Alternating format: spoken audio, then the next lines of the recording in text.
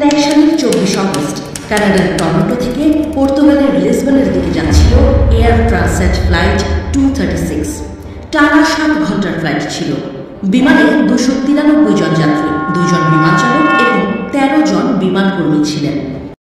দূরত্ব ছিল মাত্র 5,400 কিলোমিটার। প্রায় 46.9 মেট্রিক টন জ্বালানি ভর্তি করা হয়েছিল বিমানে, যা প্রয়োজনের চেয়ে 4.5 টন বেশি।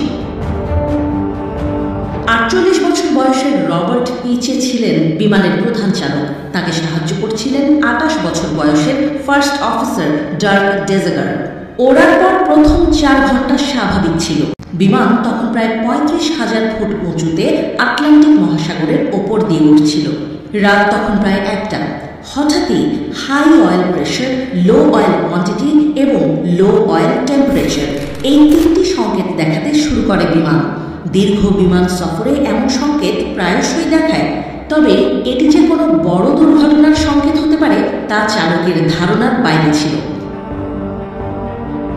সংকেত দেখা মাত্রই কারণ খোঁজার চেষ্টা করেন পিচ এবং ডেজাগার। কোনোভাবে বুঝে উঠতে না পেরে সাহায্য চান বিমানের রক্ষণাবেক্ষণ কেন্দ্রের কাছে। রক্ষণাবেক্ষণ কেন্দ্র চালককে কোনো সাহায্য করতে পারেনি। তাদেরও ধারণার বাইরে ছিল ঠিক কী হয়েছে। ঘড়ির কাঁটা তখন 1:30 ছুঁই। চালকেরা ফের একটি সংকেত দেখেন। সেখানে দেখায় বিমানের জ্বালানি শেষের দিকে। বিমানের 2 পাখায় সমান জ্বালানি নেই। এটি দেখা মাত্র চালকেরা দুদিকের পাখাতে সমান জ্বালানি পাঠিয়ে দেন। এই সময়ে দেখা দেয় আসল সমস্যা।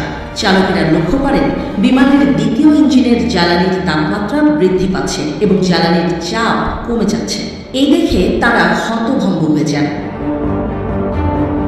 চালকদের কাছে যে পরিমাণ জ্বালানি অবশিষ্ট ছিল তা দিয়ে কোনোভাবেই লিসবন পর্যন্ত পৌঁছানো সম্ভব ছিল না। বিমান তখন সম্পূর্ণভাবে টালমাটাল অবস্থায়। যাত্রীরাও বুঝে গিয়েছিলেন বড় কোনো সমস্যায় পড়েছে তাদের বিমান।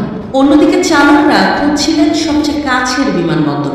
বিমানের দূরত্ব থেকে সবচেয়ে কাছে ছিল পর্তুগালের আজোরেস দ্বীপের লাজেস বিমান ঘাঁটি। বিমানে মাত্র 30 মিনিট ওড়ার মতো জ্বালানি ছিল, আর লাজেস যাওয়ার জন্য উড়তে হতো আরও 280 কিলোমিটার। বিমানটি কোনো রকমে নিজের গতি বাড়িয়ে লাজেসের দিকে এগোতেই আরও বড় দুর্ঘটনা ঘটে। দ্বিতীয় ইঞ্জিনে আগুন ধরে যায়। নিমিষে বিমানটিকে 39,000 ফুট উচ্চতা থেকে 33,000 ফুট উচ্চতায় নামিয়ে আনেন চালকেরা।